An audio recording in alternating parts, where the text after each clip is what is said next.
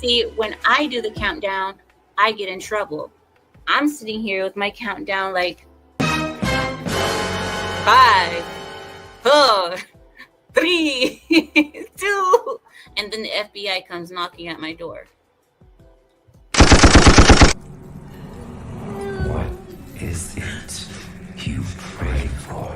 Oh, this is gonna be good. Greetings, salutations, and welcome to the 159th episode of Abyssal Musings. Before we get into introductions, Aaron, I can see, me and Larry, we can see everything backstage, right? So I could see you cracking up at the intro.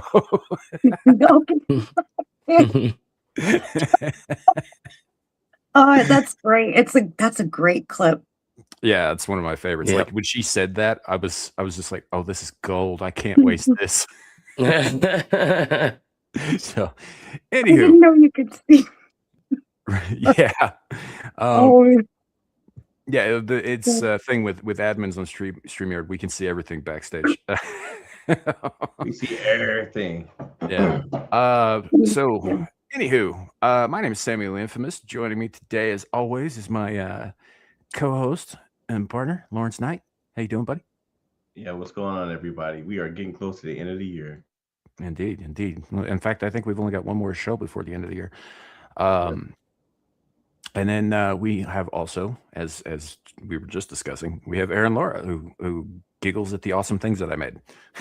Hey guys. Yeah. Welcome in. And joining us as per usual, we got Abes. Yo, what's going on? I don't think that phrase is ever getting old. It's everybody's got Abes. Yeah. The problem is people have started calling me Abes instead of just Abe. It's so much fun, man. Like, look, do you realize that in the state of California, I don't even have to tell people that I've got Abes? Yep.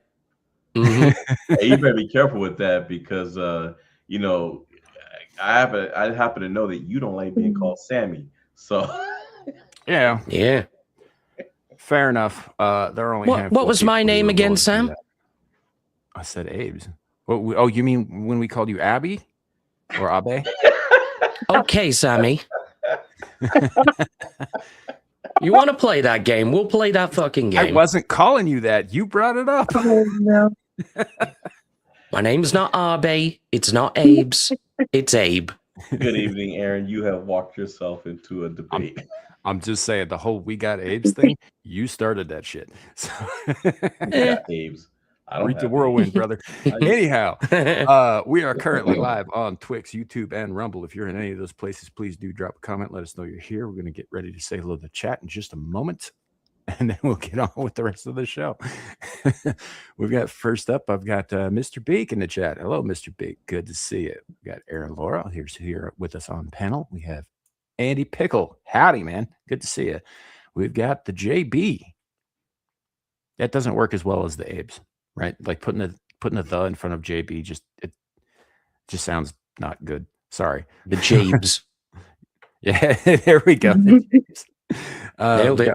Old Blindy in the chat. Howdy, good to see you, man. I'm scrolling down. I think that's everybody so far. As you come in, let us know. Also, you might have noticed at the top of the chat there is no pinned comment.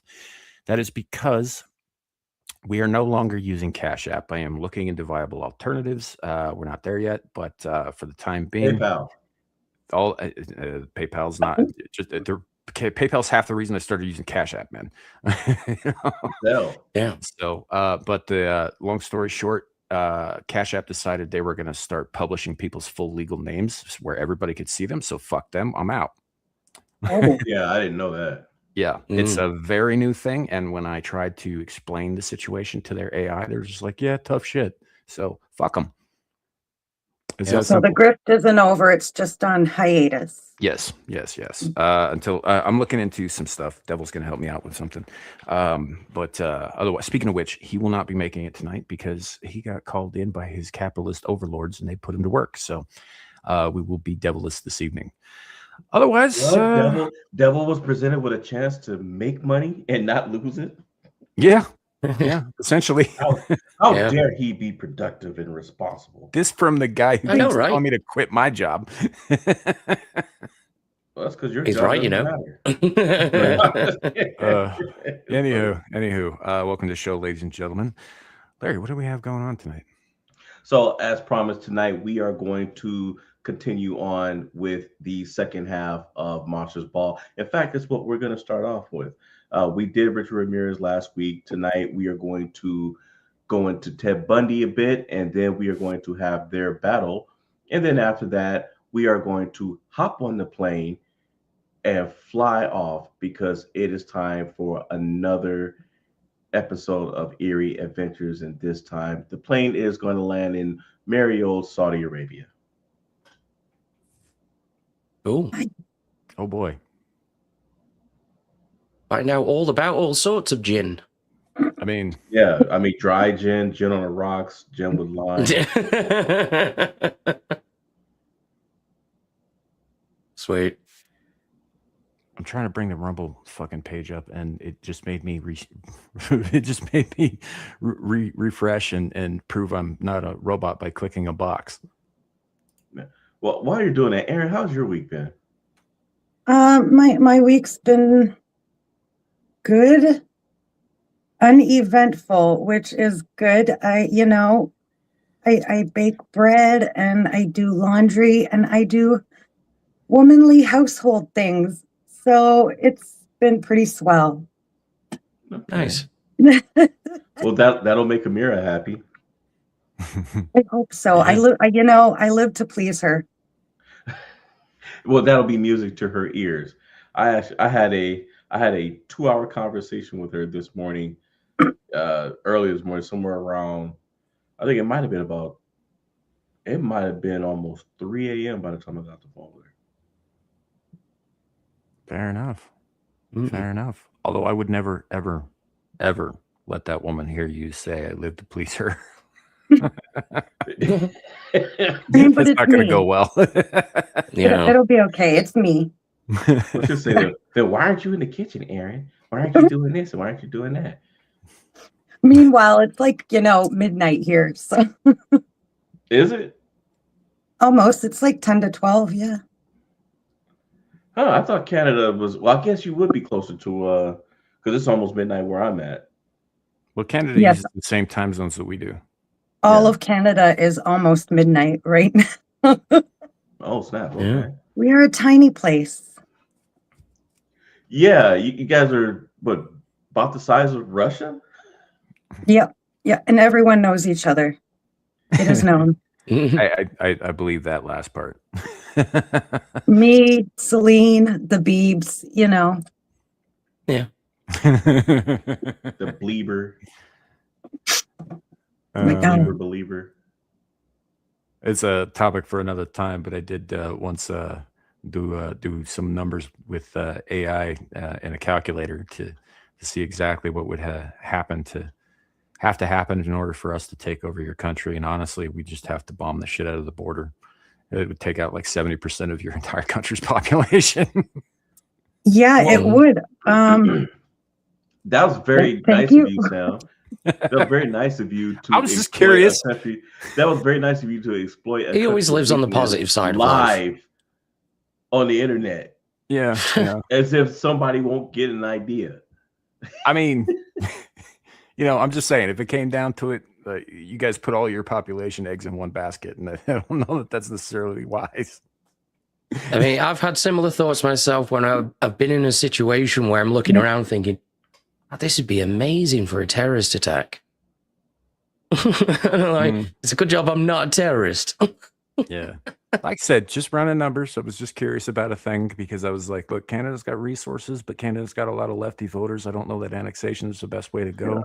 Yeah. Maybe we just straight up take it. As an walk in. official announcement, I'd like to say that I've had none of these thoughts, and I've made none of these plans, I don't sleep, man. This and is I this have is what nothing happens. to do Yeah, with same bragging, anything that Larry. either of you two just said.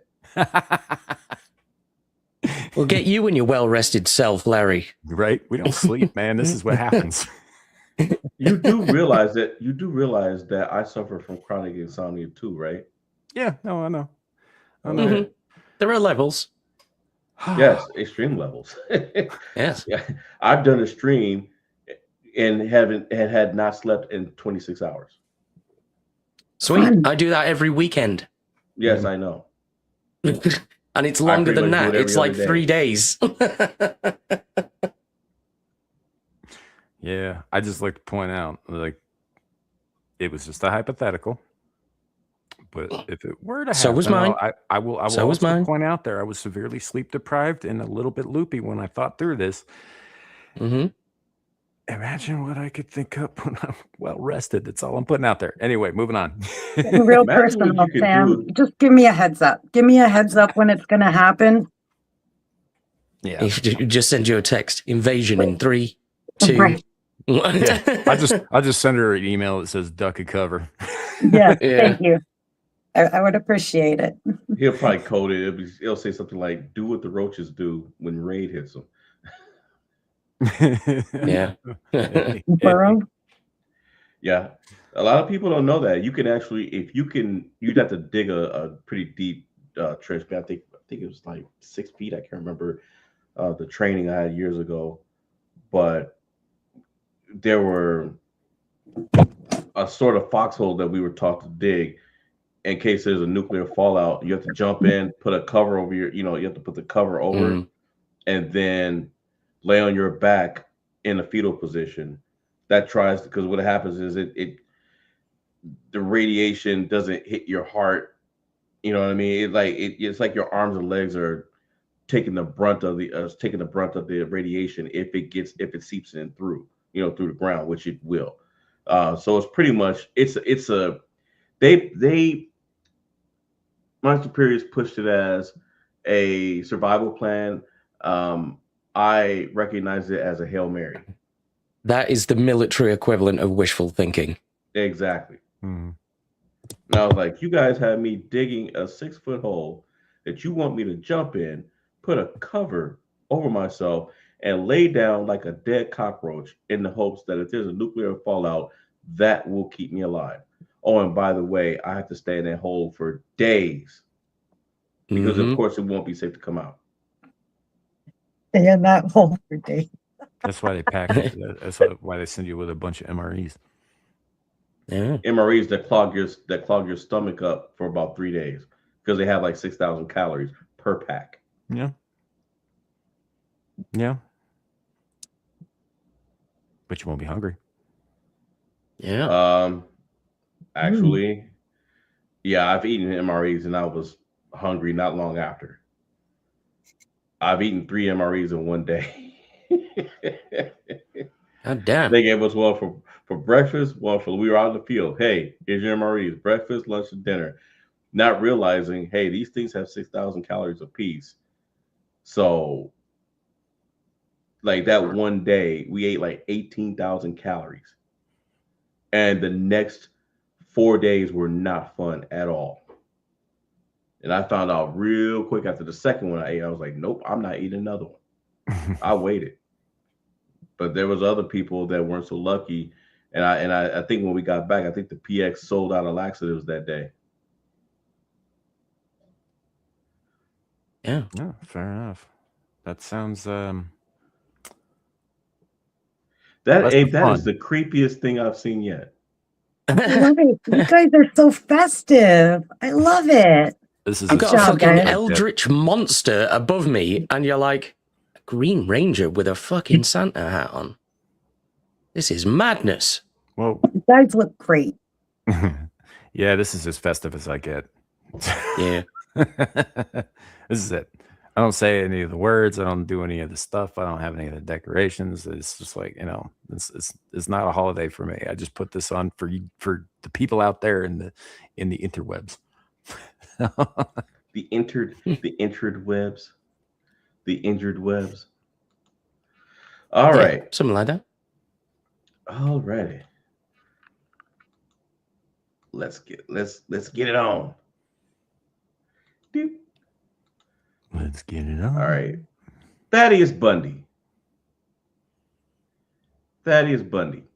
as I like to call him. Serial killer and rapist Ted Bundy was one of the most notorious criminals of the late 20th century, having admitted to 30 murders committed in the 1970s.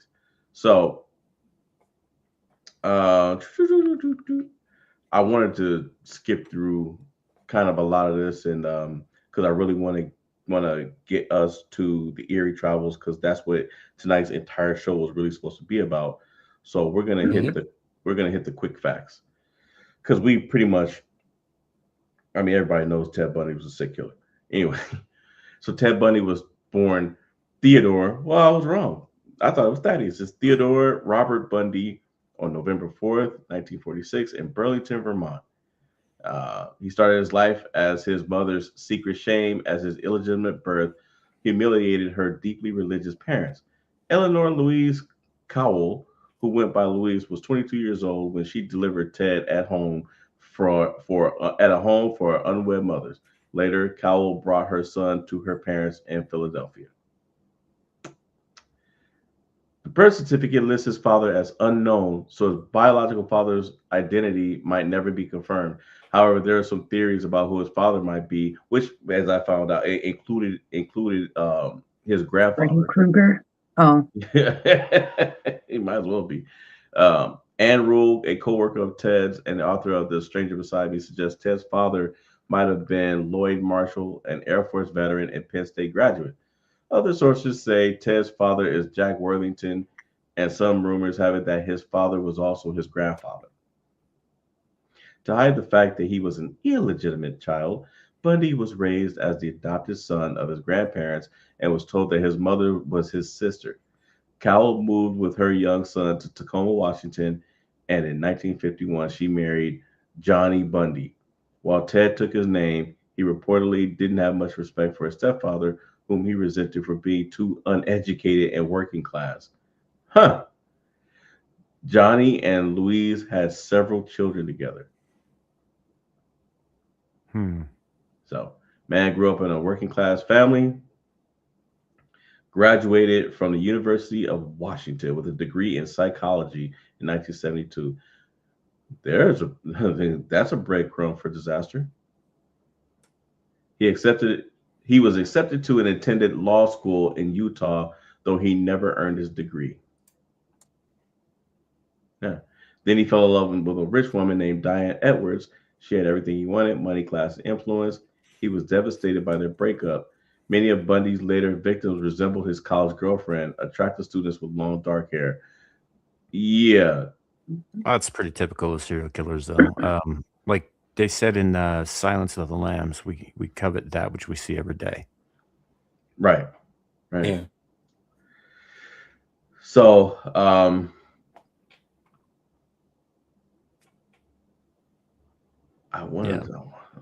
so we know that he escaped prison.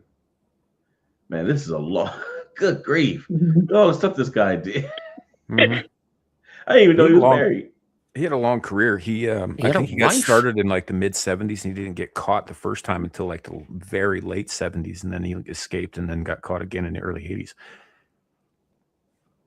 He married Carol Ann Boone, a mother of two, whom he dated before his initial arrest. They wed in a courtroom during the penalty phase of his trial. He proposed, and she accepted it in the presence of the judge, making the marriage legitimate in Florida. The couple had met 6 years earlier when they both worked at the Department of Emergency Services in Olympia, Washington. Boone gave birth to a daughter, Rose, in 1982, and she named Bundy as the father. Initially, Bundy's paternity was questioned because he wasn't allowed conjugal visits in prison. But Anne Rule, Ted's former co-worker who wrote a book about him, said it's likely Bundy was able to bribe the prison guards into letting the couple have sex. That true, JB? That's wild. Says his mom thought she ran into him when he was very young. Huh. She may have. So what I want to do is I'm going to jump from that, and we're going to go straight here. So here's some quick facts about Mr. Bundy. As we know, he was born Theodore Cowell to an unwed mother and was raised by his grandparents. So we know that. We just went through that. Intelligence and career prospects. He was an honor student and earned a psych degree, which I just read, and attended law school at the University of Puget Sound. Yeah. And the University of Utah. He was involved in politics and worked on Governor Daniel J. Evans' re-election campaign in Washington State. How do you like that to find out a serial killer was working on your re-election campaign? I mean, Gacy was a prominent part of the DNC back in the late 70s. Like, there's photographs of him with people like the young Clintons, and like it's wild. Yeah. The Stranger Beside Me connection. Bundy worked alongside future true crime author Ann Rule at a Seattle self-deletion crisis hotline in the early 1970s. Rule later wrote one of the definitive biographies on him, The Stranger Beside Me, but noticed she saw nothing disturbing in his personality at the time. Dang good actor. Good actor. I don't know. In that regard, that was one of the things. Like, a previous and hopefully future guest on the channel, Corn Nemec, played Ted Bundy for a movie, right? And one of the things he talked about playing that character was something that I think a lot of people get confused about, because when you see this kind of evil in a person, right, the natural assumption is that there's something wrong with that person, right? Like they're not firing on all cylinders, or that there's some kind of aberration or disorder that can be easily explained by neuroscience. And the way he talked about it is that Ted Bundy wasn't crazy. He was perfectly sane. He was just evil. Evil. Ooh. Yeah. So I don't know that he would have to be a good actor necessarily. Well, psychopaths are really good at pretending to be normal. Well, that's what I'm saying, is he wasn't a psychopath. Well, I think he was. I think he was just very good at convincing people he wasn't. Because nobody that's normal does what he does. In fact, I'm going to keep reading the rest of this. So, modus operandi. He often faked injuries using a fake cast or sling, or impersonated authority figures like a police officer to gain the trust and sympathy of his victims before abducting them. He typically used a light-colored Volkswagen Beetle, from which he had removed the inside passenger door handle to prevent escape. Necrophilia and trophies. Bundy admitted to revisiting crime scenes to engage in sexual acts with the victims' bodies until decomposition made it impossible. He also kept some victims' heads as souvenirs.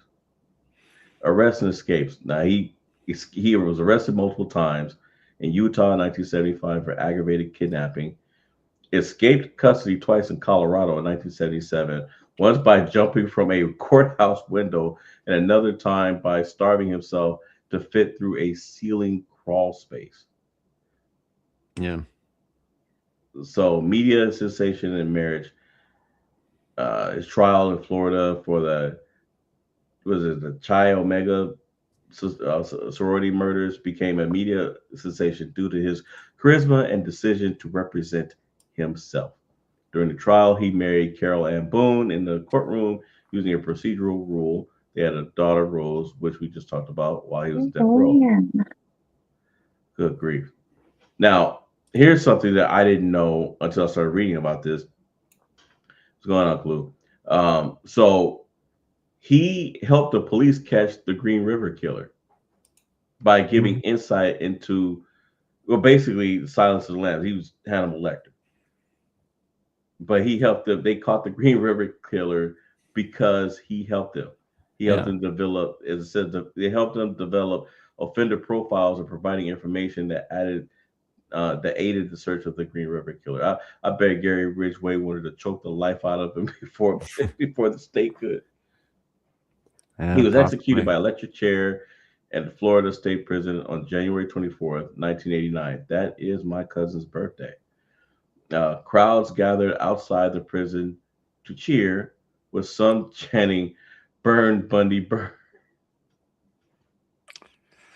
Yeah, well, I mean, he wasn't beloved aside from the odd crazy bitch who wanted to marry him while he was on death row. You know, I Right. mean, he was an evil man who did evil things. This come up a lot recently. It's the only reason I'm bringing it up. But I don't celebrate the death of anybody.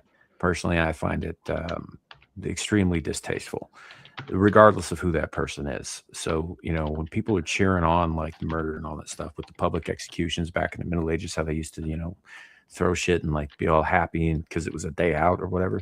I find all of that kind of thing distasteful. I'm not saying he didn't deserve what he got. He absolutely did. I just don't really get the cheering section for it. Right. You know, so it's just you know what's really interesting too, actually, before he was executed, you might not know this, you might. Are you aware, do you know who James Dobson is from Focus on the Family? Yes. Okay, so he did a series of in-person interviews with Ted Bundy before they executed him in like the year leading up to it. And I listened to those when he published them on his channel or on his radio program, Focus on the Family, because my mom was a big fan of his and she always listened to his stuff. And I got the same impression that the young lady did who said she didn't find anything off about him. Like he was extremely well-spoken, extremely put together. He wasn't like the later end of fucking Charles Manson where he's just spouting gobbledygook or anything like that. He was very lucid, you know. Yeah. And he was very calmly and very politely, I guess is not exactly the right word, but he was very, very calmly discussing these awful, monstrous things that he did. Like it was a Tuesday. Yeah. Yeah. Which again is another indication to me that he's not a psychopath. I think that leans more into sociopathic behavior. Yeah. Yeah. You know, but aside from that, it was a really fascinating series of interviews. I'd wager they're out there somewhere on the internet. I wouldn't know where to look because I heard them on the fucking radio back in the 90s.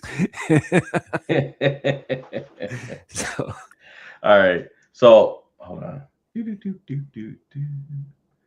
La, la, la.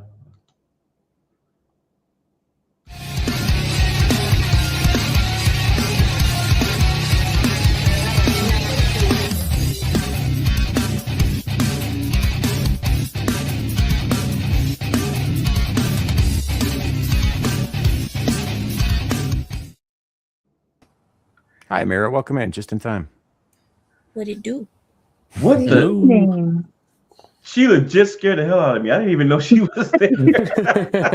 What the hell? That gym Perfect show, timing. right? We talking about some. She popped in right before you hit the button on the video, man. So I brought her up during. And you guys just continue. All right. Anyway, so Mr. Bundy versus Richard Ramirez. What do you think, Sam? We'll start with you. Who wins and why? I think Bundy wins, hands down. Really? Yeah. That caught me off guard. Why?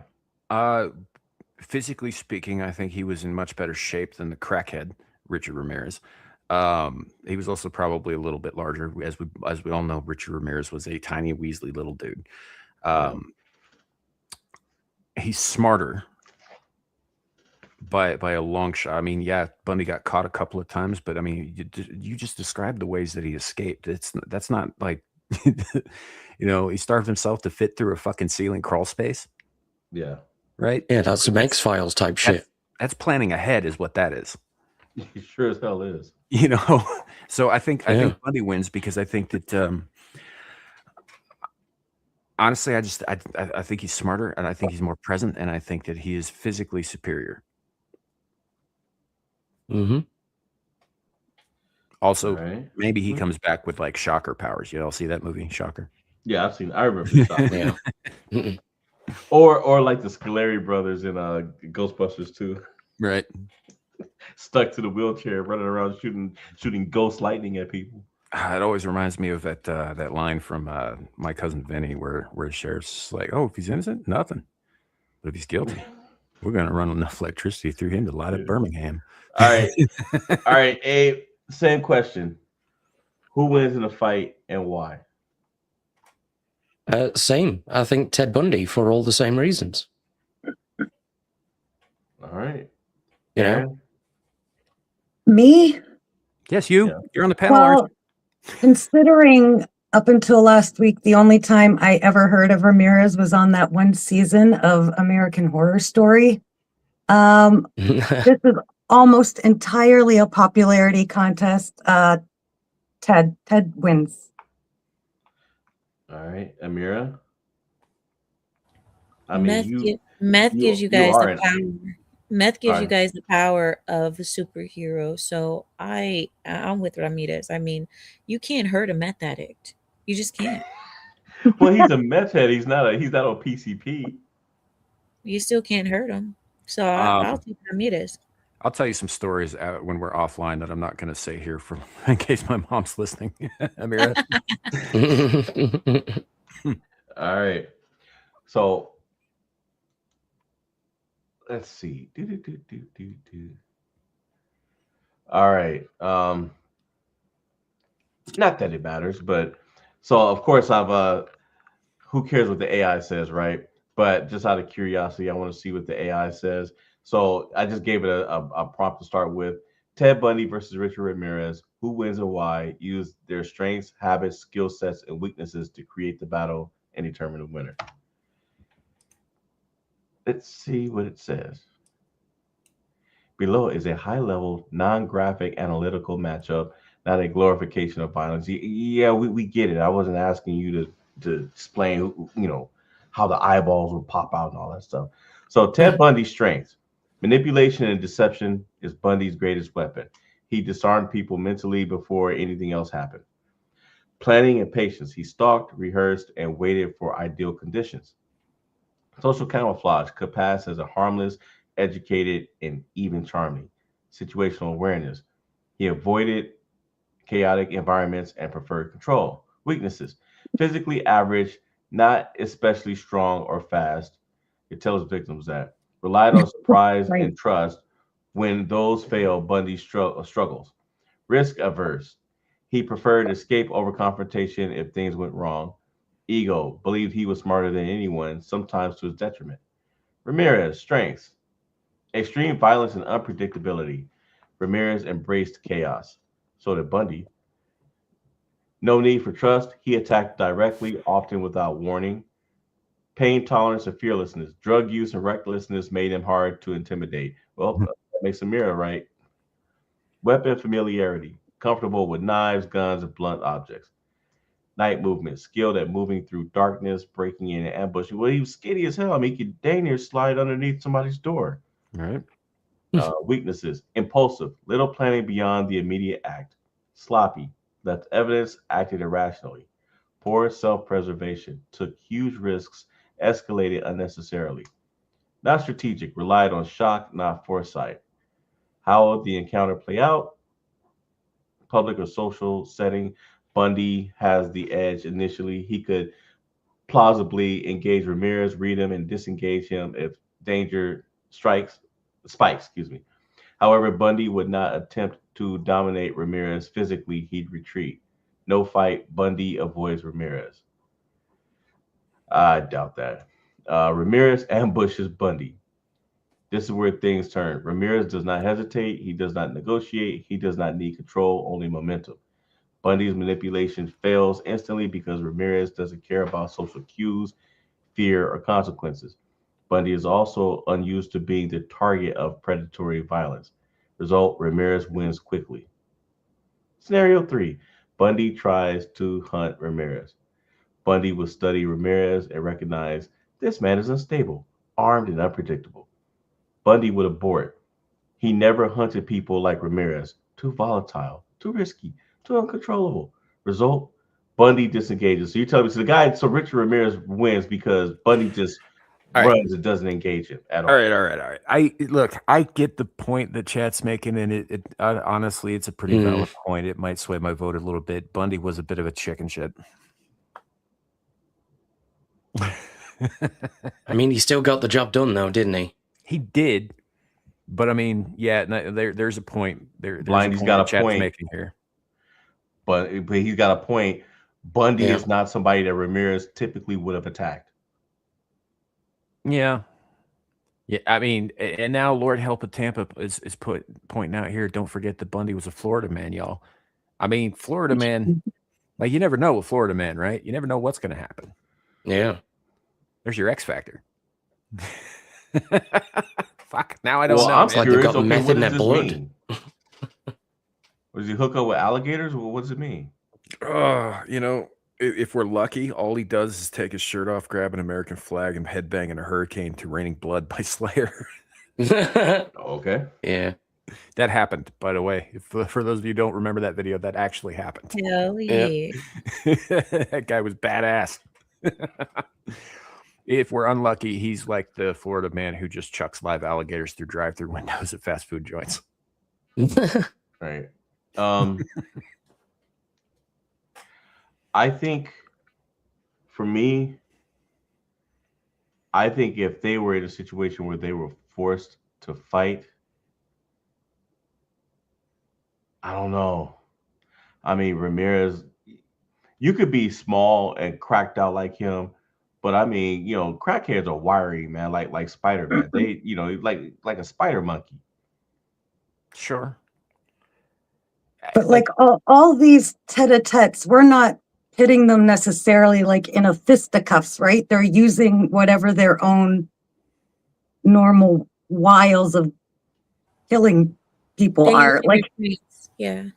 Yeah, I Right? mean, right. I mean, but it would involve them using the methods that they use to hurt other people.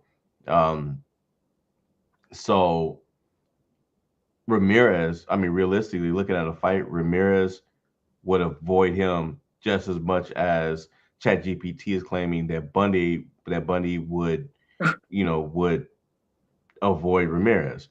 right. So I I think where it gets interesting for me is if you put the two of them in an arena, right, and there was no way out, and the only way out was one of them had to go down, right? They had to fight each other. I think that Bundy takes it in that scenario. But if you're talking out in the world, then yeah, Bundy probably just backs off and gets the hell away from the guy. But in that Thunderdome-esque scenario, the reason that I think Bundy takes it is because I don't think he's going to panic. I think he's going to be, not happy, but I don't think he's going to panic. Whereas Ramirez is just going to blindly attack. Like it said, he had no regard for his own fucking safety when he did this shit. Bundy's going to be fighting for his fucking life. Bundy is smart too. He's very Yeah. intelligent. He knows how to tire a person out.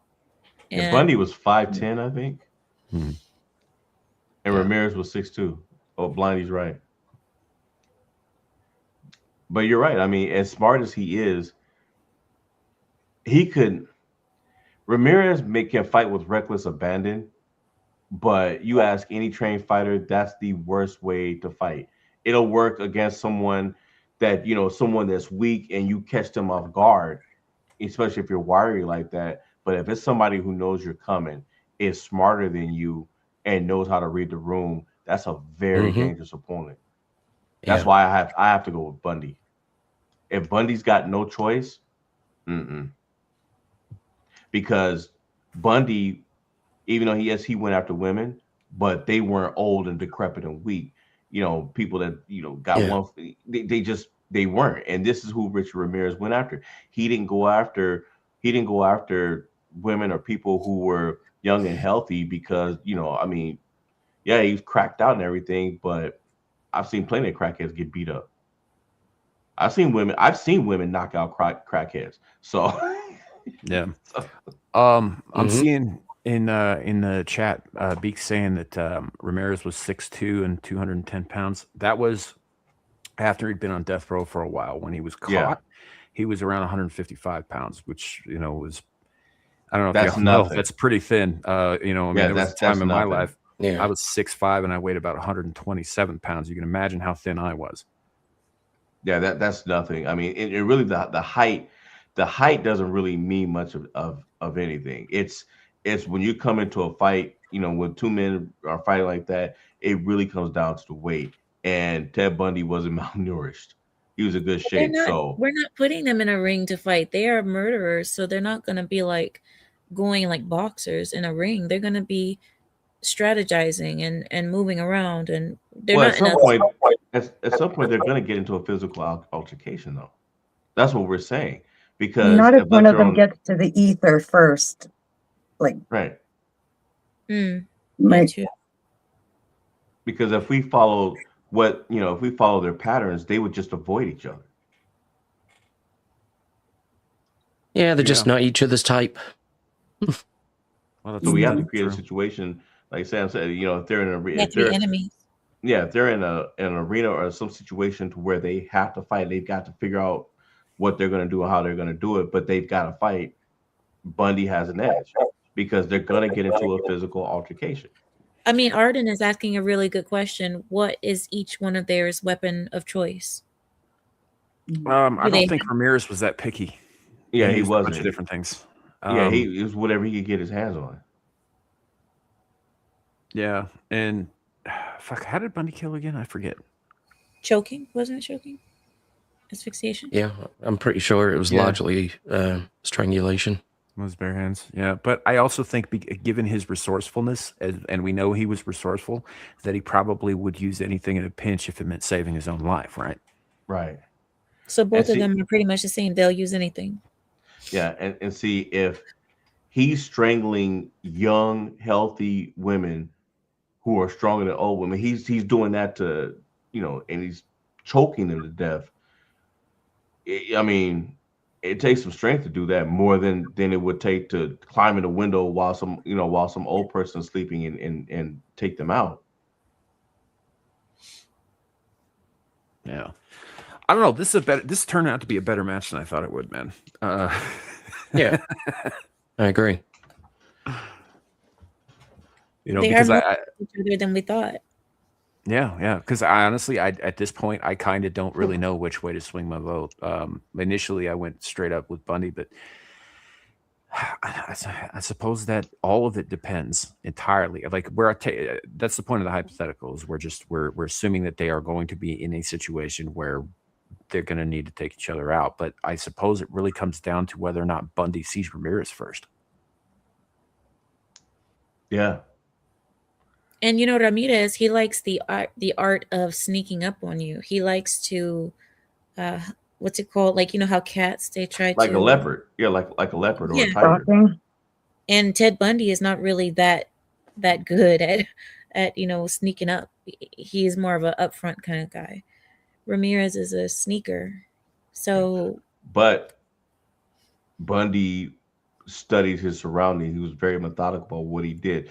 And I mean, with that psych degree, that tells me he's good. As you said, he's good at reading the room. He's good at checking out his surroundings. And again, we are assuming that these two know that they're in a battle against each other. So he knows to be on guard. Now, if he didn't know, that'd be different. I think Ramirez would sneak up on him when he least expected it and bite his neck off or something. Yeah, well, it's the Batman question, isn't it? Does he have prep time? Because if he's got prep Good time, Yeah, he takes basically. it. But if he doesn't have prep time, then he might be fucked. Because let me put it to this way. This is some nerdy shit, Amir. Buckle up. So Batman faced off against Carnage from Marvel at one point, right? Carnage is naked, raw aggression. Zoning out now. Yeah. Batman still beat his ass. Carnage is physically superior in almost every way to Batman. Batman still beat his ass. Just glazing over. Because he saw him coming. I'm just making a comparison, Amir. Listen, I don't know who you're talking about. So, I think it essentially that's what it comes down to is if Bundy has prep time and that requires that he sees Ramirez coming first and then he could plan, he can improvise. But if Ramirez sees him first, it's over. He's just going to sneak up on him and slit his throat from the back. Right, Arden? Hi, Teresa Cummings. Yep. I'd rather be kidnapped by the cartel. I really would. Yeah. So would we say it's maybe a situational draw? I mean, I'm looking at the count. We've got. Does anybody want to change their decision? No, Did I make I'm it? sticking with Bundy. Amira, you said Ramirez. No, I said that you can't hurt a crackhead. But Right, but I'm saying you chose Ramirez. so Did that's you my not? choice, the crackhead, because I said you can't hurt the fine. I'll be with the crackhead. No, Fine. Somebody has to be with him. I'll stay with him. I assumed that you had chosen Ramirez. Well, Sam, I are guess you he is my keeping- people, isn't he? So it's fine. I'll be with the crackhead. Sam, are you sticking with Bundy? Yeah, I think because I got to go with one of the. I'm still torn on it, but I think I'll stick with Bundy for the purposes of this. Yeah. All right, Aaron. Bundy. Amirez. Well, that would definitely give him an edge. Amir. Now we got That one's look, we way got a more couple- dangerous. We got a couple's name now. Thanks. Amirez. Tip it. Ah, More dangerous than natural born killers. Mickey and Mallory. I'm gonna stick with Bundy.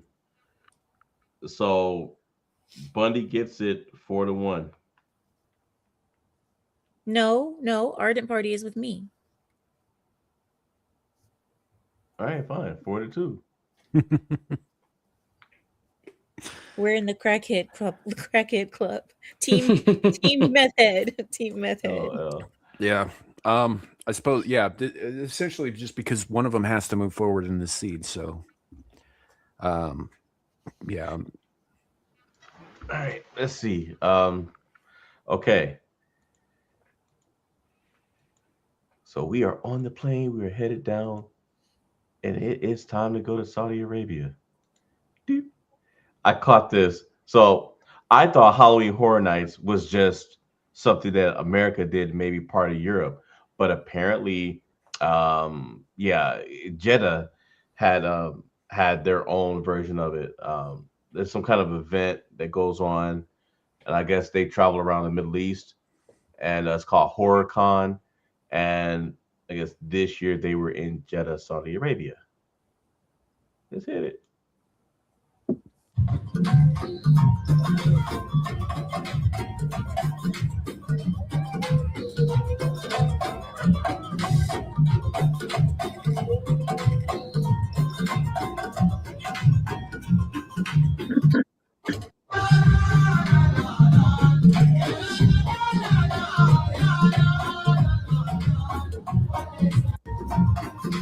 This reminds me of the Southern Baptist tent revival. yeah. To tell you the truth, it reminds me of it too. Now, this next thing I caught, this is you can tell by the way the guy talks, you can tell what his persuasion is. All right.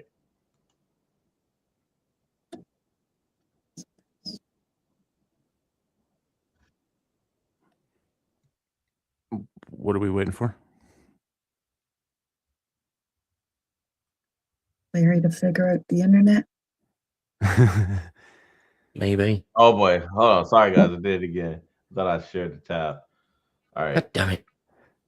all right. Let's go. Here, now we can do it. I don't want to get in trouble with the Saudi Arabia government. Like, I've been going back and forth if I should tell y'all this story. I'm just going to tell y'all, and hopefully there's no consequences. So the last day in Saudi Arabia, let me preface, I felt safe the whole time. Last day in Saudi Arabia, we're like, okay, let's go to a little market.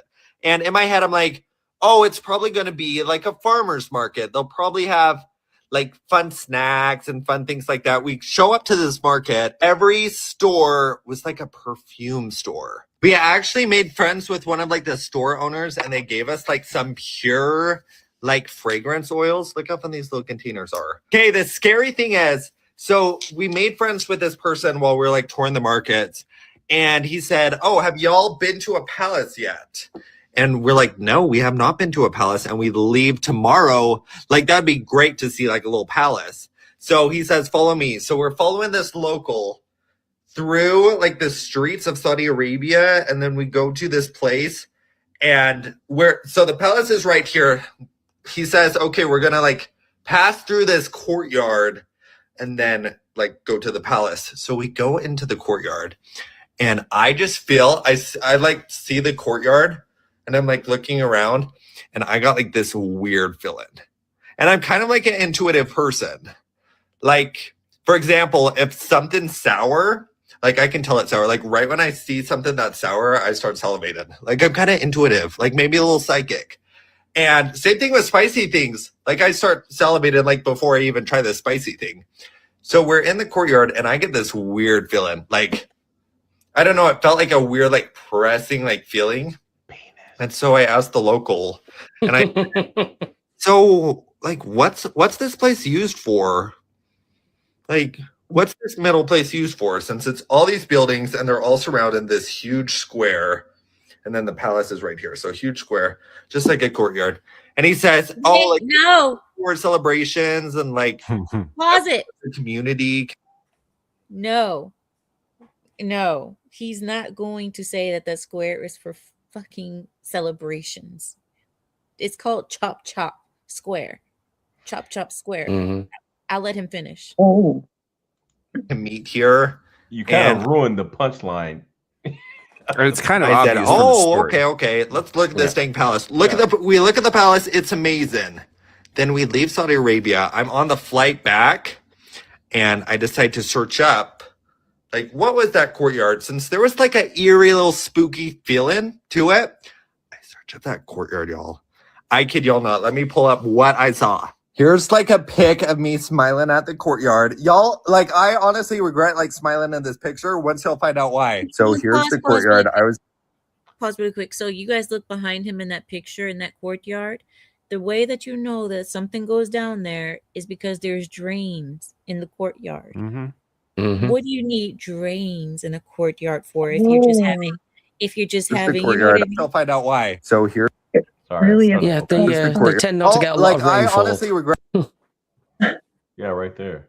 Yeah, no, it was pretty obvious when he said, "Oh, we made friends with this guy," and then he invited us to a palace, and I'm thinking to myself, Mhm.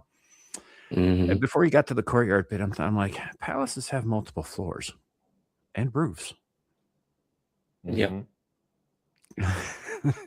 Yeah, I like smiling in this picture. Once he'll find out why. So here's the courtyard. I was standing right there taking that picture.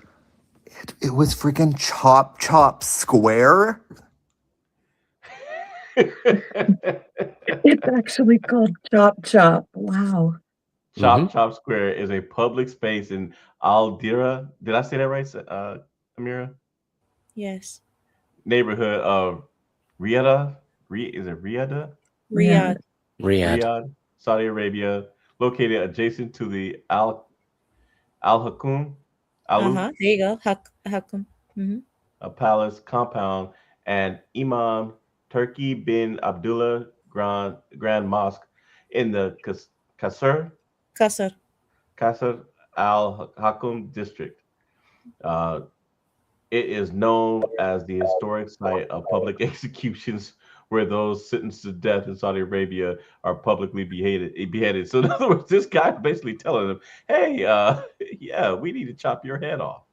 There's so much blood that goes in that square, and the thing is, like, just talking about it doesn't seem that bad, but it's so much blood. It's so much blood. That's why you need drains. You know, like how you're showering, it's a drain.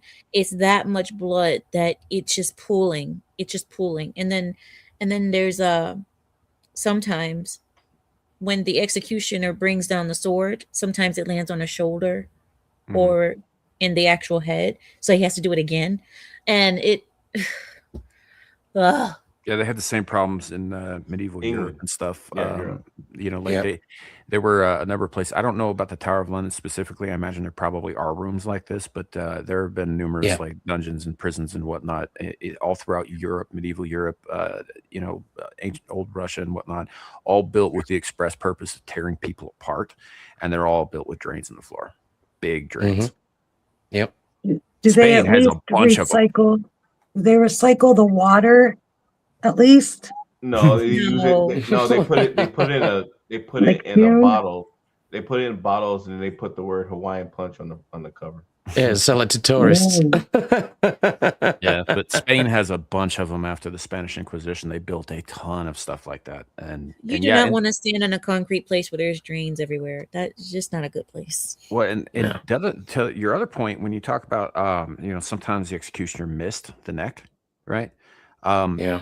For one reason that they used really really heavy objects for this was so that it would cleave at least most of the way through the neck on the first blow if you hit it right. But they had that same problem with in medieval Europe, except that a lot of times the blades weren't even that sharp, so they'd have to chop through the neck 2 or 3 times anyway, and it didn't always kill you the first time. Well, it's the reason why the guillotine itself was invented, was to get around that issue. Yeah, it really works better than doing it by hand. All right, next one. I remember this time. All righty. That live in Saudi Arabia, they know that the highway between Mecca and Medina, or Jeddah and Medina, is haunted. There's a lot of paranormal stuff that happened. One of our family members was traveling on the highway. He found someone because he's stranded in the middle of the highway. There's no one. Not thinking too much about what's gonna happen, just gets this person in his taxi and he's like, where do you want to go? He's like, Medina. And he starts going with him and they're having a normal conversation. The guys in the back of the taxi, they finally get to the topic of jinns. So the taxi driver asks him, I've heard there's a lot of jinns in this area that have the legs of goats, you know? As soon as he said that, the person in the back seat is, oh, their legs are just like mine? Bro, the taxi driver fainted on the spot and he woke up to police and ambulance being beside him. My God. Bro, I got goosebumps every time he tells me that. The same goosebumps. It's funny is that sounds an awful lot like the Lady in White stories that we have in the United States, particularly in the southern highways. Yeah. Well, from what I understand, Saudi Arabia has a Lady in White too. If I'm not mistaken, or is it somewhere in the Middle East? Yeah, there is a Lady in White. This lady gets around, man. It's like almost every country has a Lady in White. She's for the streets. Yeah. She's not She just gets one area around. code. She's worldwide. She's for the lonely highways. Hell yeah. She's in the highways and byways. All right. I mean, For the truckers. there was a episode that dealt with this in Supernatural, and that specific woman in white. I remember that. If she got into your car and she's like, will you take me home? If you agreed to take her home, she knew you were unfaithful and she would kill you. Yep. Yeah. Yeah, she would take control of the car. Like there was no backing out from that point on. Your fate was sealed. Mm-hmm. All right. The city of Medina, there's a valley where gravity doesn't make sense and silence doesn't last long. Locals call it Wadi al-Bayda, the egg-shaped valley. Welcome to Dark Atlas Haunted Earth. This is Saudi Arabia. At Wadi al-Bayda, cars left in neutral roll uphill on their own. Compass needles spin, phones die without warning. Scientists say it's an optical illusion, something to do with the slope, but people who've been there swear it's something else entirely. They say the valley hums. At night, the rocks seem to breathe, releasing whispers that carry across the sand. Some have heard voices calling their names from nowhere. Others say unseen hands knock on their car doors and they can hear it when they stop to listen. Locals believe the jinn live here, ancient spirits made of smokeless fire mentioned in the Quran itself. They say this valley belongs to them, and the strange forces that bend gravity are their way of keeping humans out. Once, a group of soldiers was stationed nearby. They reported hearing the valley echo with laughter. Dozens of voices overlapping, then they vanished. Their commander ordered the site sealed for a time, but tourists kept coming anyways. Some tried shouting into the hills, asking if the jinn would show themselves. What they heard back was their own voices, distorted, delayed, answering from the opposite side. People say the valley shifts each year. Roads appear slightly differently. Rocks move, and sometimes GPS systems loop endlessly. Like the land itself is rearranging.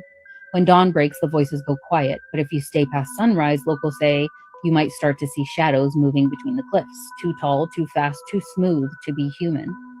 That's Saudi Arabia's stop on Dark Atlas Haunted Earth, a place where physics ends and folklore begins. This one reminds me of one of the Haunted America state lores, but I can't remember which one. It's about the car slope thing.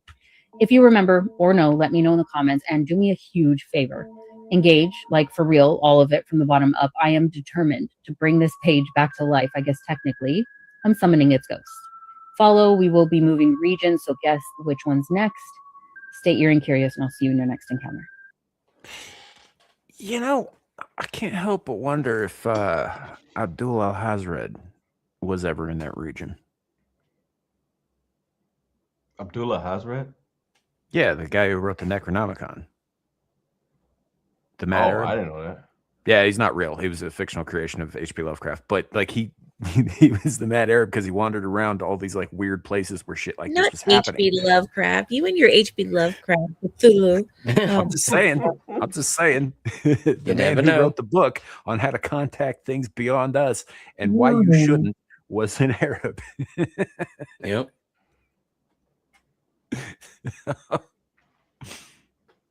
Is he right, Amira? I don't know. I don't know. Like in the desert, we see many things. Like if you go to the desert and you just sit in silence, you will see many things. So I will believe her that there is a place where things happen because the desert has many secrets. So, I agree. many deserts are actually the bottoms of seas, of ancient seas. So there's a lot of energy in deserts and a lot of cosmic things that happen there. And also, there's no civilization to get between you and the stars. Right, that too. Which can be intimidating. Like the American Southwest has a lot of desert too. And spend some time in it at night by yourself. See what happens.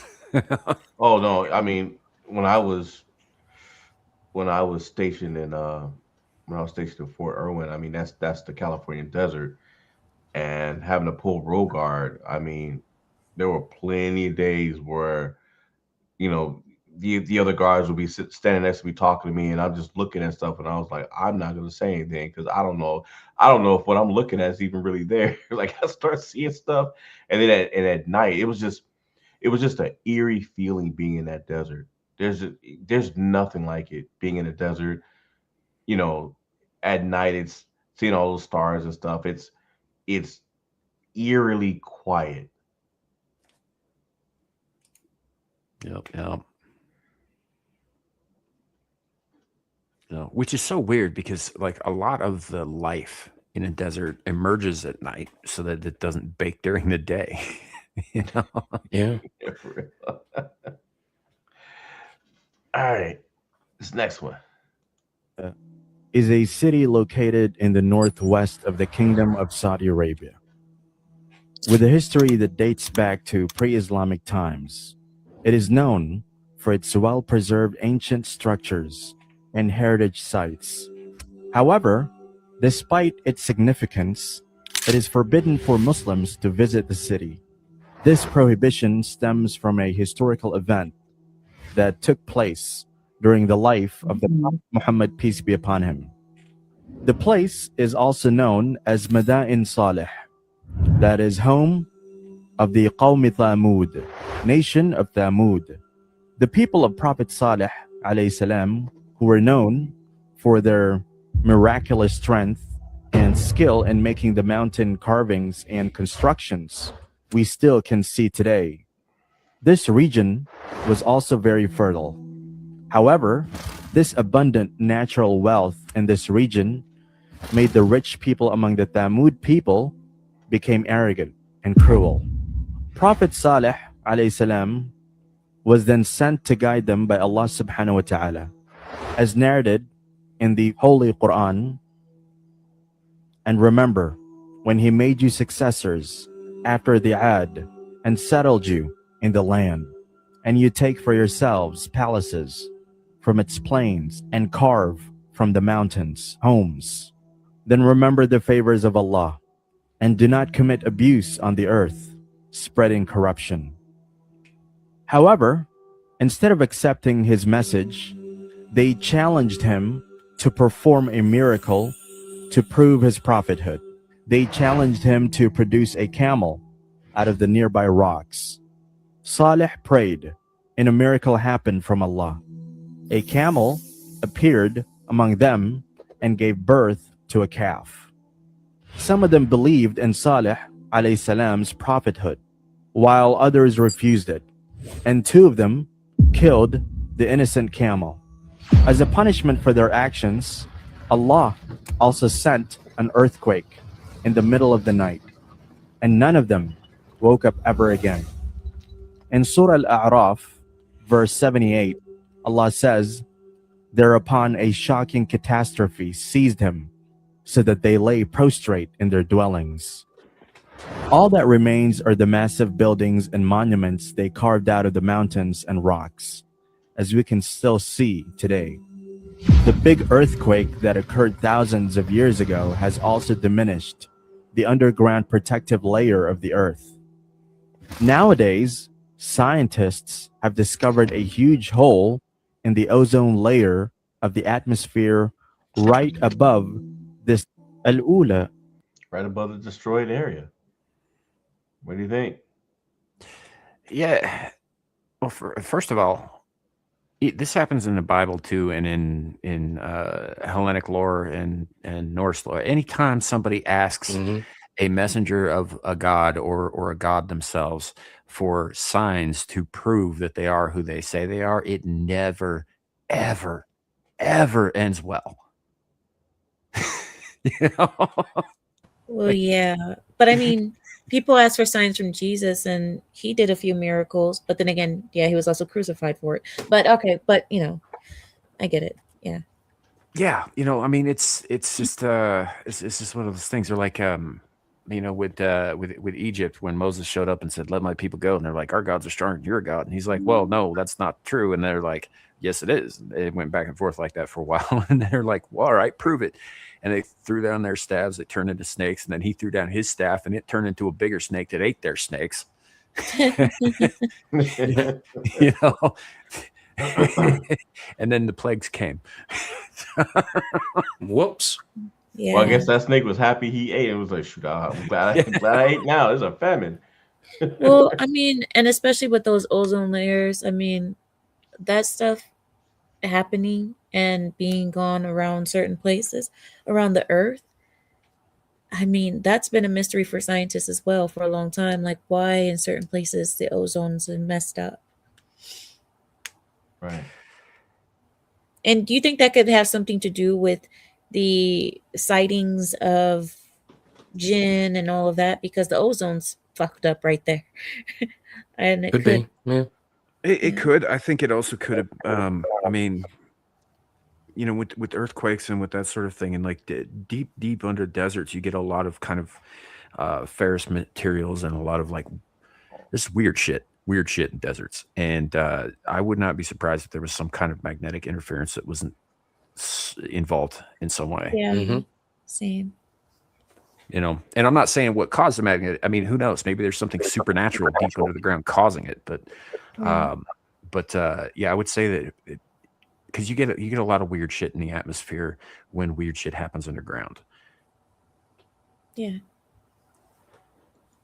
I guess old Blindy's asking if you're in pain, Amira. No, he's responding to something he said earlier about Star Trek V. Oh, okay. He's referring to he didn't even Skyhawk. say my name. He didn't even say my name, Larry. And why you have to say me? Yeah. Just checking. Well, you're the only one that anybody can see. The rest of us are thumbnails. I'm not thumbnails. The rest of us are photos. Well, I have to. I have to go soon because my computer is going to turn off soon. Okay. All right, fair enough. Well, let's get through. Saudi Arabia is really scary. The guy filming the video is named Fahad. He's exploring this like old rundown building. It looks like a hotel or apartments at some sort. But at 11 minutes in, he hears something. مين؟ أنت مين؟ كيف الحال؟ أنت مين؟ كيف الحال؟ مية مية؟ إيش تسوي هنا؟ إيش تسوي هنا؟ أنت ساكن هنا؟ أنت ساكن هنا؟ أنت ساكن هنا؟ Let me translate. Airs in. So when he was asking when nobody was there, he said, "What? Who are you? Who are you? Where are you from?" And then the guy started coming down the stairs, and he wasn't smiling at first, and he said, "Hey, like, are you good? Are you good, brother?" And he said, "Yeah." He said, "You sure?" He said, "Yeah." He said, "Do you live here?" And then he started smiling. He said, "Are you from here?" He starts smiling. He said, kind of like, do you sleep here? Kind of thing. Like, what are you doing here? Kind of thing.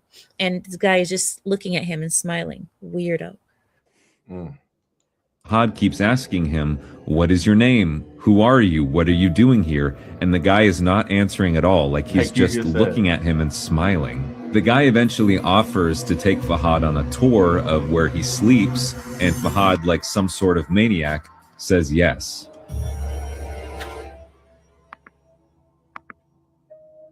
That's why I told you. He said, do you sleep here? And he said, yes. And then so he take him upstairs. He'll sleep too. He'll float. We're all going to sleep here. We all float down here, Georgie. Exactly. If the guy in the Fed starts handing out red balloons, I'm fucking out. All right. So and this was the last TikTok video that I caught, and then we got some more stuff. All right. Alan Bari explores supposedly haunted locations around his country of Saudi Arabia and it's the same streams guy. them live on Snapchat. In this video, he's visiting a haunted house known to local ghost hunters as, quote, the house of the devil. As you might expect, it doesn't go well. God.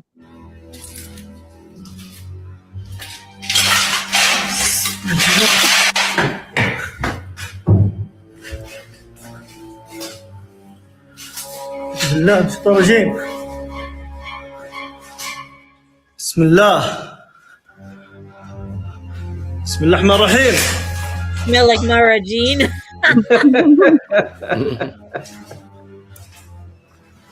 بسم الله It's love. His love. The captions are struggling. بسم الله الرحمن الرحيم It didn't even bother. بسم الله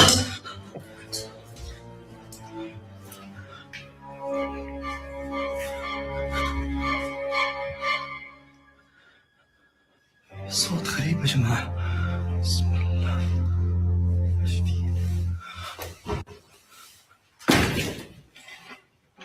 بسم الله الرحمن الرحيم أعوذ بالله من الشيطان الرجيم بسم الله بسم الله بسم الله لا بسم الله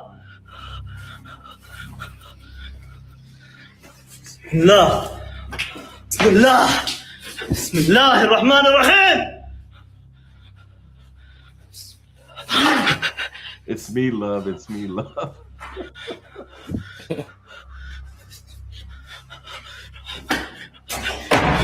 بسم الله الرحمن الرحيم بسم الله بسم الله بسم الله بسم الله بسم الله بسم الله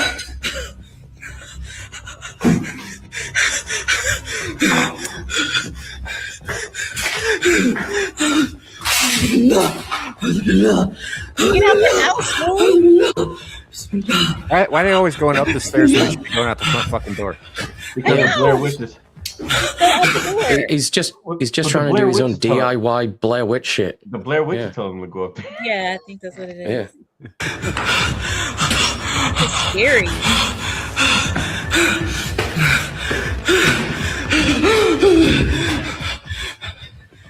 بسم الله Get out the house. Oh my بسم الله بسم الله الرحمن الرحيم بسم الله اقسم بالله يا جماعه God. He obviously doesn't بسم belong الله there. ما انا عارف امشي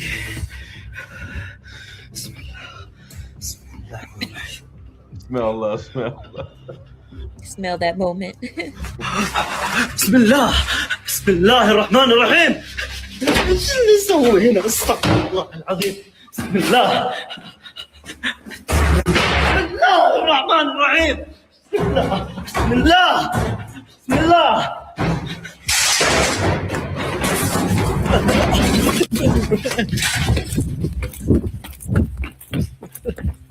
My brother. Go.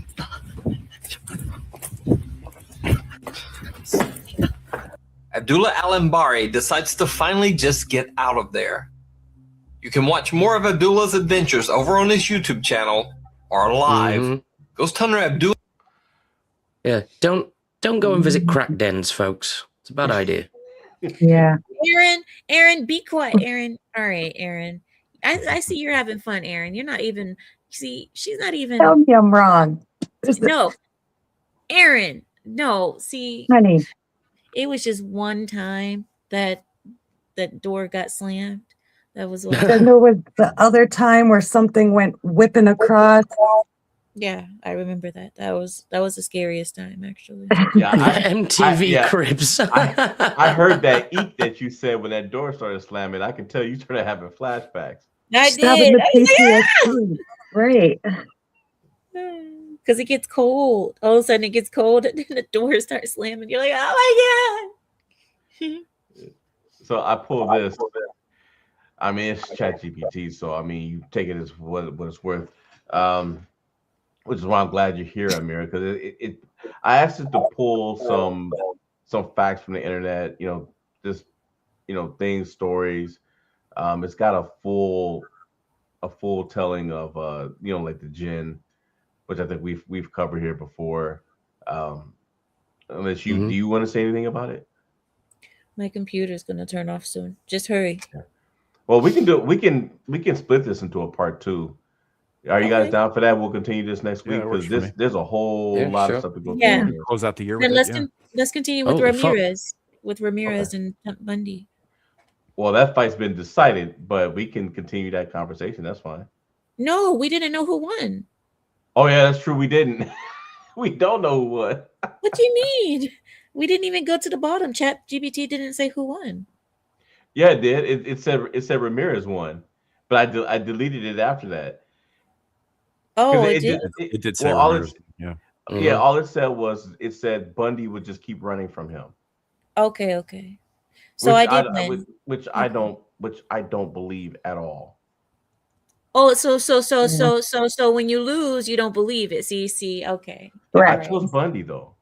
Bundy won. He won 4-2. You said no. You said ChatGPT said Ramirez won. Yeah, but its reasoning was stupid. I still trust humans over AI. Oh my god. Okay, so AI is looking unbiased, and you guys are humans being biased because of a popularity contest. If you remember, you remember what it said that Bundy would just avoid Ramirez. And you guys are just mad that me and Ardent won. Me and Ardent beat you guys. You guys are just mad about it. Do you know that 4 is a bigger number than 2? It doesn't matter. That means more people lost. That's all that means. Actually 5 because old Blindy's going for us too.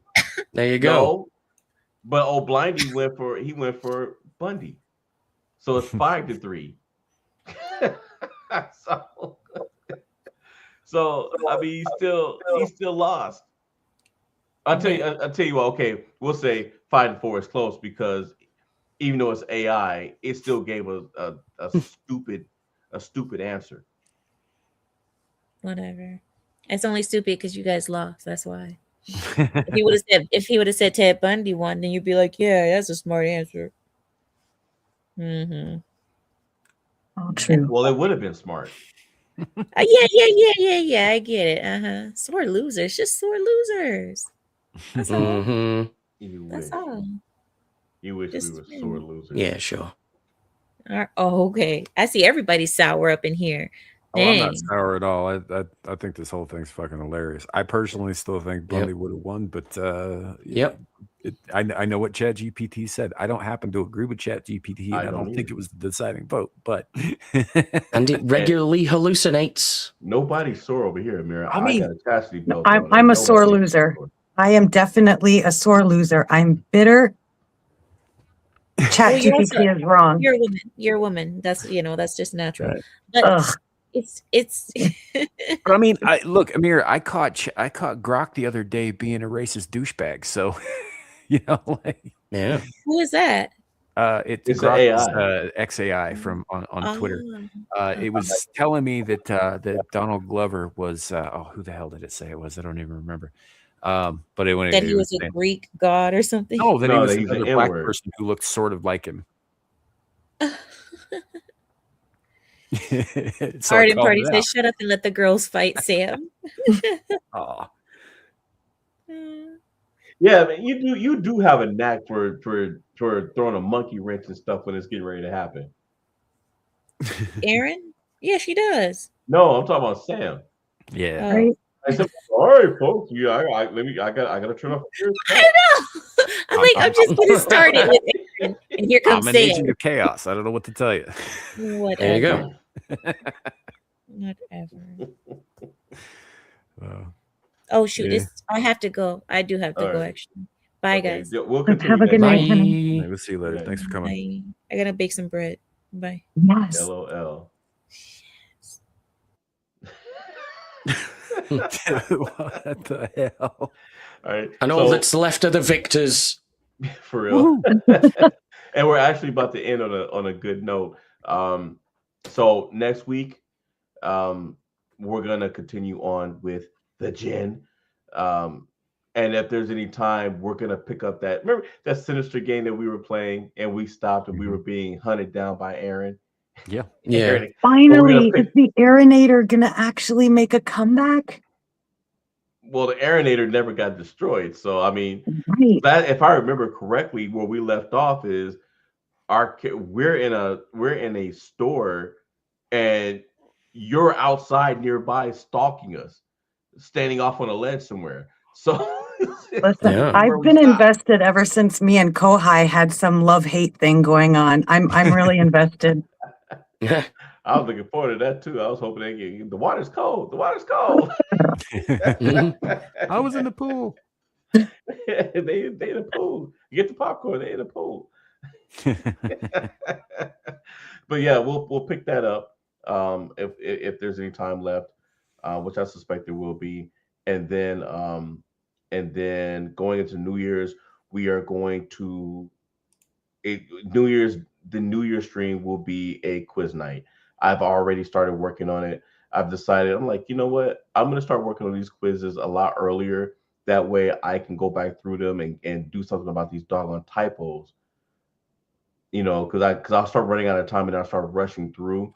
And then instead of actually thoroughly going back and looking through for typos and mistakes, I just kind of skim through it. And then I don't catch it until we're live and we're actually playing it. So so that's where we'll go with that. So again, next week we're gonna pick up where we've left off with Saudi Arabia, and we're gonna play some Sinister, and then the next week is quiz night, folks. And that will be in January. Also, by the way, it will be January 2nd. It will be the new year. Yepers peppers. And I've got a good quiz planned and set up. Also, for those of you, if you guys, whoever you believe in, if you're praying to somebody, and I'm not saying that there's anything wrong, I have not been able to get a hold of Suka for weeks. I don't know where he is. I don't know what's going on, but the man stopped responding to my text, and I suspected maybe it was because of the whole thing with X and them messing up the private messaging and stuff like that. Mhm. But I haven't heard from him since before that change happened. So I'm at the point now where I'm just gonna shoot him a regular email and see where that goes, because this isn't the first time that he's gone I wouldn't say gone missing, but it's basically has gone offline, because he was off doing his family stuff, which he could be doing, I don't know. But yeah, I have not. Last I heard from him, funny, I think about it, last I heard from him, he was making some kind of game about Amira, and I told Amira, and he went missing right after. Oh no, Suka. Yeah. I mean, we warned him. We all warned him. Yeah, we did. And she has connections in Canada. So, Right. I'm not implying that I'm not saying that she did anything. It's just the last communication I have from this man was him telling me that he's creating a video, I guess like a 2D video game starring her, and was asking me for ideas. I gave him a prompt, and that was it. And then he was like, "Okay, yeah, I'll get started." And then that's it. I haven't heard from and that was weeks ago. And I actually messaged him. I messaged him like 2 weeks ago. I'm like, hey man, where are you? How are you doing? Nothing. Yeah, I mean, I could see where your concern is, but I also take into consideration the time of year. It's entirely possible that he's just taking time off from the internet to do family stuff or holiday stuff. It's possible. Like that's what I'm saying. I'm not trying to, cause any alarm. I'm not asking for anybody to dox him or anything like that. But just, if there is someone or something, that you pray to, like I said, I don't force my beliefs on anybody. Even if it's just best well wishes. If you guys could just, send that out there to him. Just like I said, I'm gonna reach out to him again, email him, and see if he responds. But if not, hopefully Amira hasn't flown over there, turned into a bat, flown over there, and had a late night snack. Right. Yeah. But with that, I guess that is it. Now Amira's gone, of course, because her computer her computer died, but she will not be. She told me she will not be on tomorrow. She's got some family stuff that she's got to do, and she can't do what she's got to do tomorrow and stream. So there will be no Exile Lioness show tomorrow.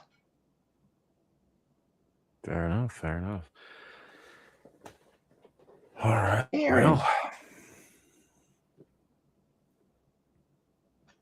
Aaron, you got anything? Oh, no, my name is Aaron. Hi. Or bye. LOL. fair enough. Nice. Hey, what do you got coming up then? Well, presuming it's still going ahead, I'll be on the pub in just less than an hour. Then after that, I'll be on the Full Aussie podcast. Then a few hours later, probably Anime After Dark, and then I'll be back for Screaming Into the Void. And then I might actually stop streaming for a few days. That might not be a bad idea. Top looking for you. Probably. Just another day of the week, Oh boy. All right, Sam, I guess that leaves you. Well, again, if it's going forward, we're not entirely sure if we're actually having it tonight on account of Devil's amended work hours. But if it is going forward, I'll be with Abe over on Beelzehub for Beelzepub here in less than an hour. And if not, I guess I won't be. So the next thing up is Screaming Into the Void. We have a bunch of stuff to go over this week. It's been kind of crazy. A lot of announcements, a lot of things thrown around, a lot of accusations, and some weird shit involving sort of updated mouse dystopia. So we'll see what happens there. And then I guess that's all I have actually planned until next Abyssal Musings. I am doing a Whispering in the Dark. I just haven't decided if I'm going to do it, in the middle of next week or, before the 30th, the following week, on or before the 30th, the following week. But it'll be before the end of the month, one way or the other. And then, back here for more Abyssal Musings. There will be some game streams of some kind. I beat Sekiro, so I'm kind of just sort of filling time until the end of next month when Code Vein 2 comes out. So play Ghost get a Ghost of Tsushima. I've already played that offline a lot, or I would, because it's a great game. But yeah, it's so we'll figure it out. There will be game streams. I have no idea what those games will be. I guarantee you it will not be Dark Farts. That game we tried last night, it is horrendously bad. Like just bad. Like clipping through every box on the screen bad. Is that why you switched to Star Trek Online?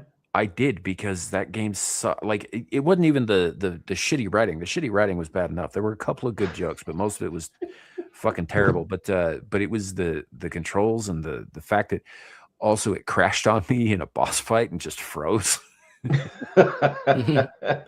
know, and this is like, no, we're not going back to that piece of shit. That's not happening. So, well, I don't know what'll come up, but something will. And then we'll be back here for next week for more Abyssal Musings. So, yeah, that's it. I'm going to keep talking until somebody else jumps in here.